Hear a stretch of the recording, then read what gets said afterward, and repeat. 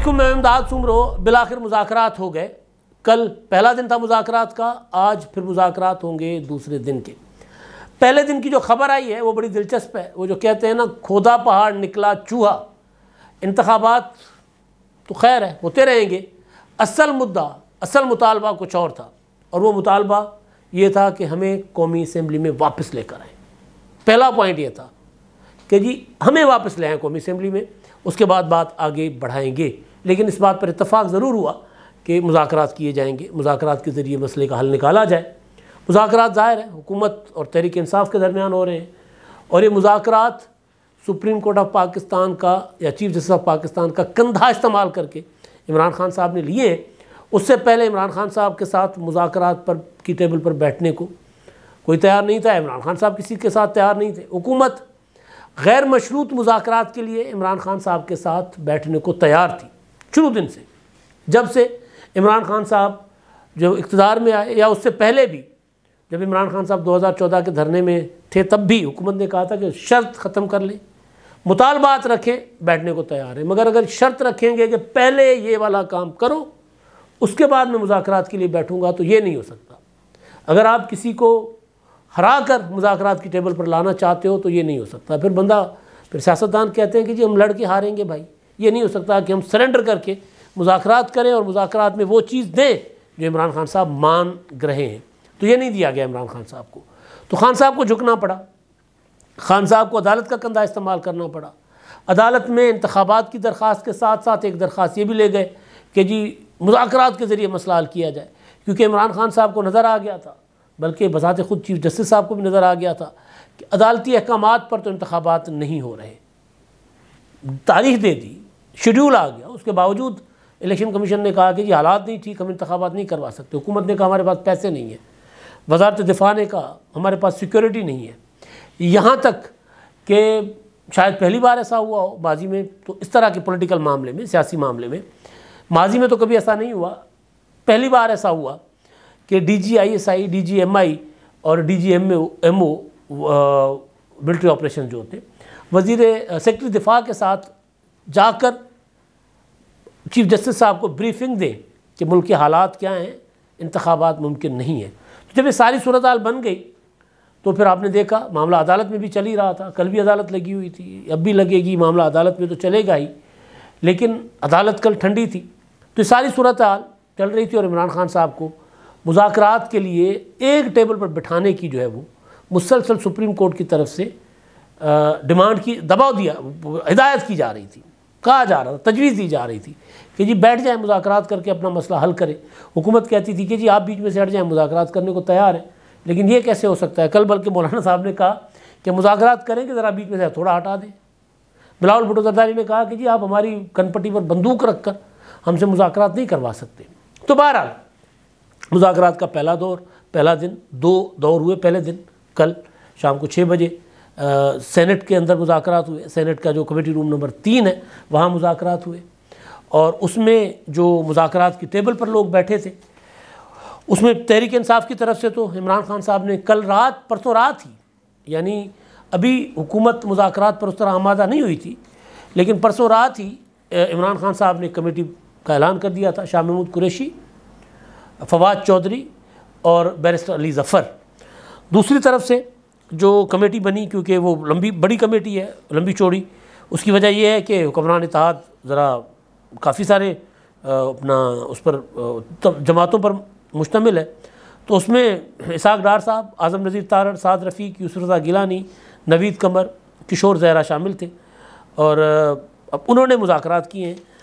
جو مذاکرات کے بعد باہر آ کر بات چیت ہوئی ہے، اس میں گیلانی صاحب نے کہا ہے کہ جی پی ٹی آئی کی طرف سے ڈیمانڈز ہیں، ہماری طرف سے کوئی ڈیمانڈ نہیں ہے۔ وہ اپنی ڈیمانڈز انہوں نے ہمیں رکھی بھی ہیں اور کل آ کر بتائیں گے بھی، اور جب وہ ڈیمانڈز ہمیں بتائیں گے، یعنی آج یعنی 3 بجے، کل انہوں نے کہا نا کہ آج آ کر وہ ڈیمانڈز بتائیں گے، تو وہ جو ڈیمانڈز ہمارے سامنے رکھیں گے پی ٹی آئی والے، تو اس کے بعد ہم آپس میں اتحادی، کیونکہ ہم اتحادی حکومت ہے، تنہا تو فیصلہ کوئی کر نہیں سکتے، تو ہم اپنی لیڈرشپ سے مشاورت کر کے بات کریں گے۔ قریشی صاحب نے بھی یہی کہا کہ جی ہمیں تو عمران خان صاحب نے فل مینڈیٹ دیا ہوا ہے، ہم تو مذاکرات مینڈیٹ کے ساتھ کرنے آئے، لیکن وہ کیونکہ اتحادی حکومت ہے تو وہ مزید مشاورت بھی کریں گے، تو ہم نے اپنی بات رکھ لی ہے اور کل دوبارہ بیٹھیں گے۔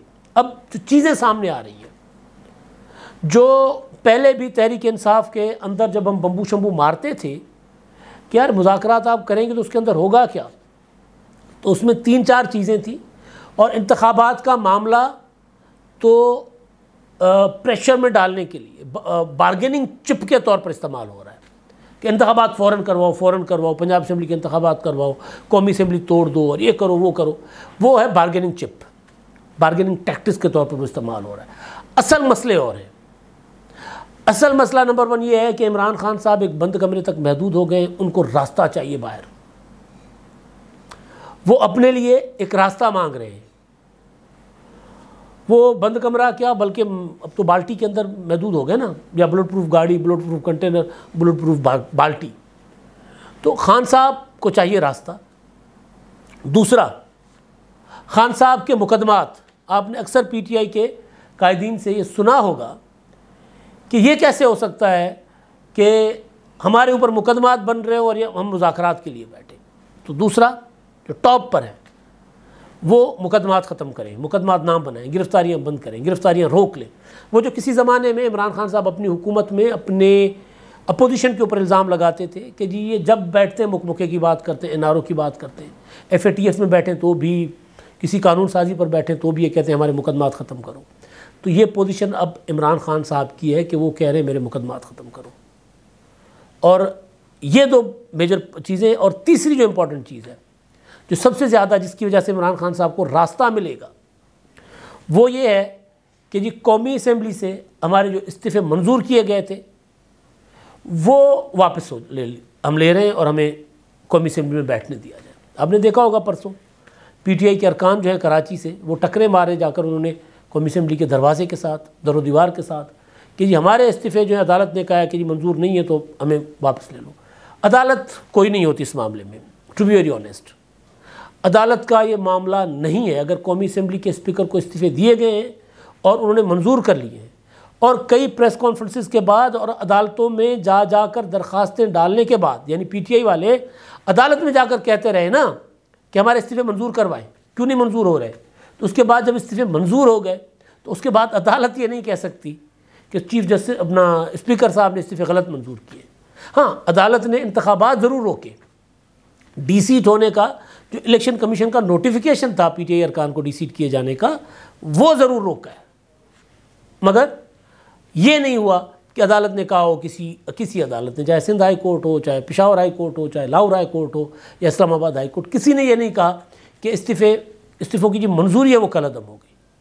تو کل جو مذاکرات ہوئے اس میں سیاستدان ہے نا، بات کرنے کا طریقہ ہوتا ہے، ڈھنگ ہوتا ہے، تینوں بڑے تیز لوگ بیٹھے ہوئے تھے پی ٹی آئی کی طرف سے، ادھر سے بھی بڑے گھاک سیاستدان بیٹھے تھے، لیکن پی ٹی آئی والوں کو بات گھمانا، پروپیگنڈا کرنا خوب آتا ہے۔ جیسے کل فواد چودھری صاحب نے وزیر اعظم کے اعتماد کے ووٹ کے بعد کہا کہ جی 20 ارکان جو تھے، 180 جن ارکان نے ووٹ دیا وزیر اعظم کے اوپر اعتماد کا اظہار کیا، ان میں سے 20 ارکان تو پی ٹی آئی کے باغی یا منحرف ارکان تھے۔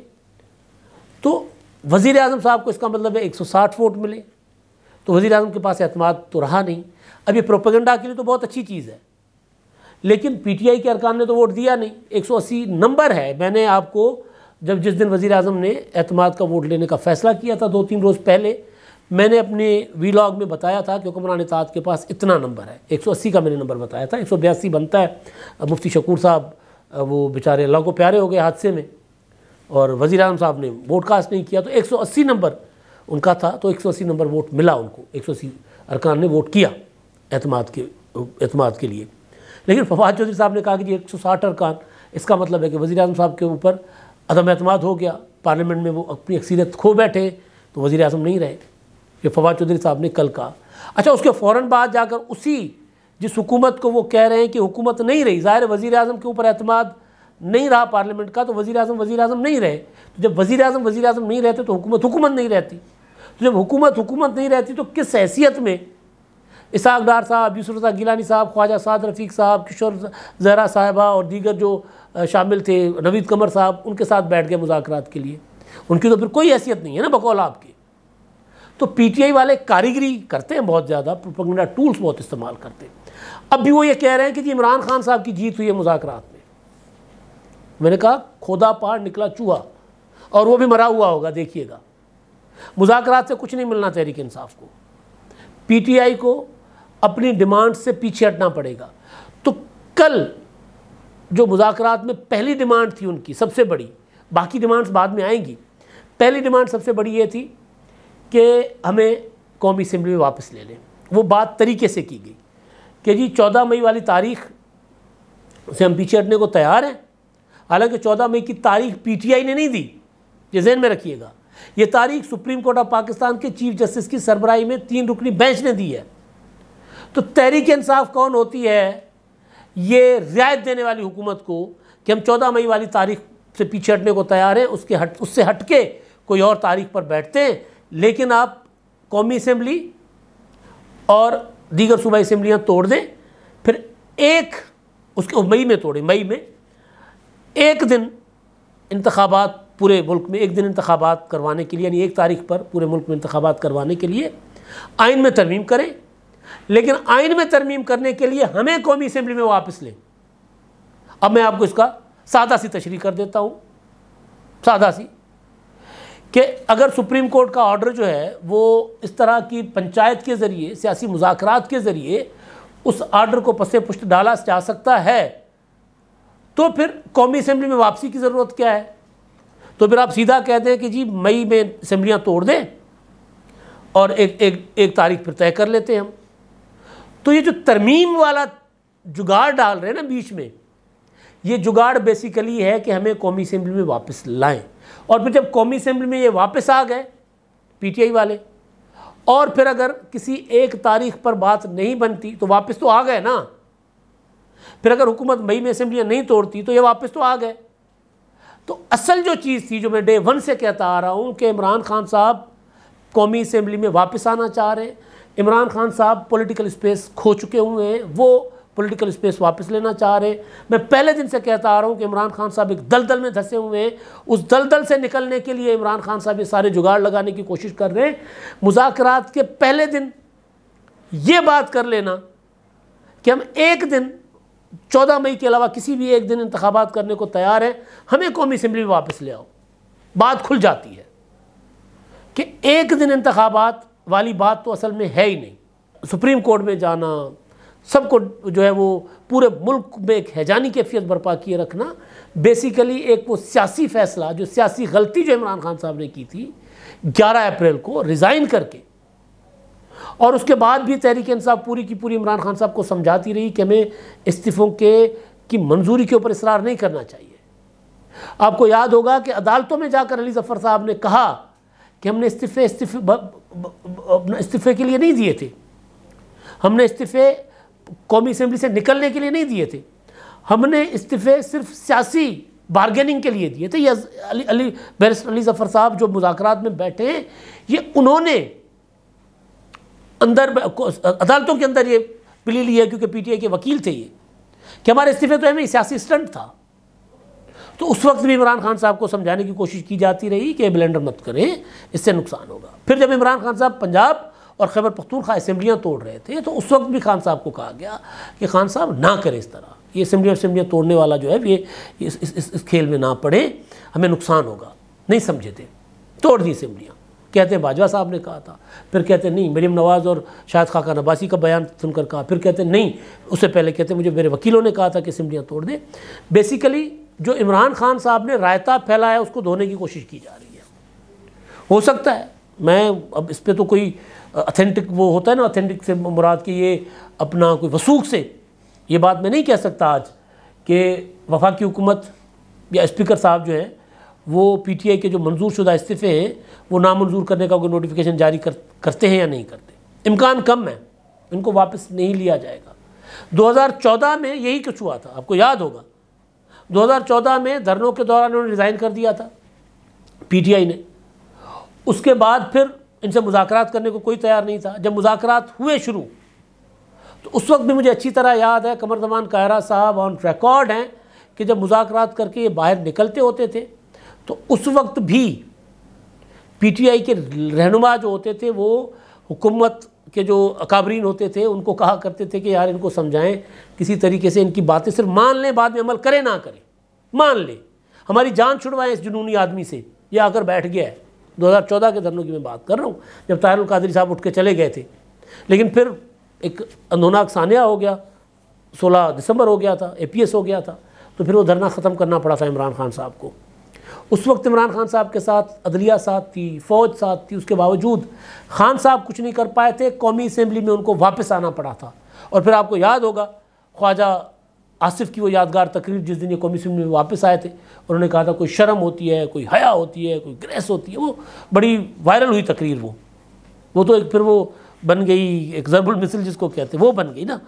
تو اب یہی ہوا ہے دوبارہ، اب وہی PTI بیٹھ کر حکومت کو کہہ رہی ہے کہ ہمارے استعفے جو ہیں وہ ہمیں واپس دے دیں، ہم قومی اسمبلی میں آتے ہیں، اس کے بعد دیکھ لیں گے معاملات۔ یعنی انتخابات وغیرہ کا کوئی سرے سے ان کی اس طرح کی ڈیمانڈ ہے ہی نہیں۔ اگر ڈیمانڈ ہوتی تو کہتے جناب یہ اسمبلیاں توڑ دیں، جو عمران خان صاحب نے کہا تھا مئی میں اسمبلیاں توڑ دیں اور پھر 1 تاریخ کے لیے طے کر لیتے۔ تو اسمبلی میں واپس آنے اور وہ آئینی ترمیم والا جو ہے وہ ایک جادوئی ٹوٹا لانے، یہ جادوئی نا ایک پھینا، دھاگا پھینا جو ہوتا ہے وہ لانے کی کیا ضرورت تھی کہ جی اس کے لیے آئین میں ترمیم کی ضرورت ہوگی، تو اس کے لیے کیونکہ آئین میں ترمیم کے لیے 2/3 میجورٹی چاہیے ایوان کی، تو ظاہر ہے موجودہ ایوان میں 2/3 تو ہے نہیں، تو وہ کہہ رہے ہیں ہم آپ کو 2/3 میجورٹی پرووائڈ کر دیں گے، ہم حکومت کا ساتھ دے دیں گے، ہمیں بٹھا دیں۔ مگر اصل چیز جو ہے سیاست میں لکیر نہیں کھینچی جاتی، سیاست میں دروازے بند نہیں کیے جاتے۔ عمران خان صاحب کہتے تھے کہ جی میں ان چوروں سے بیٹھ کر مذاکرات کرنے سے ترجیح دوں گا کہ میں مر جاؤں، یہ آن ریکارڈ چیزیں تقریروں میں کہتے تھے، اپنے لوگوں کا لہو گرمانے کے لیے کہتے تھے۔ تو آج شاہ محمود قریشی کہہ رہے ہیں کہ جی ہم جو کمیٹی ہے یہ عمران خان نے بنائی ہے، ہمیں عمران خان کا فل مینڈیٹ ہے۔ اس کا مطلب ہے کہ جن کو کل عمران خان صاحب چور کہتے تھے، آج عمران خان صاحب ان کے سامنے بیٹھ کر ان کو مکمکا کرنے کی درخواست کر رہے ہیں کہ میرے ساتھ مکمکا کر لو۔ جب سیاست میں آپ ساری حدود پار کر جائیں اور آپ کو کچھ نہ ملے تو پھر یہی ہوتا ہے جو عمران خان صاحب کر رہے ہیں، ناک رگڑ رہے ہیں۔ اب تک کے لیے اتنا ہی، اللہ حافظ۔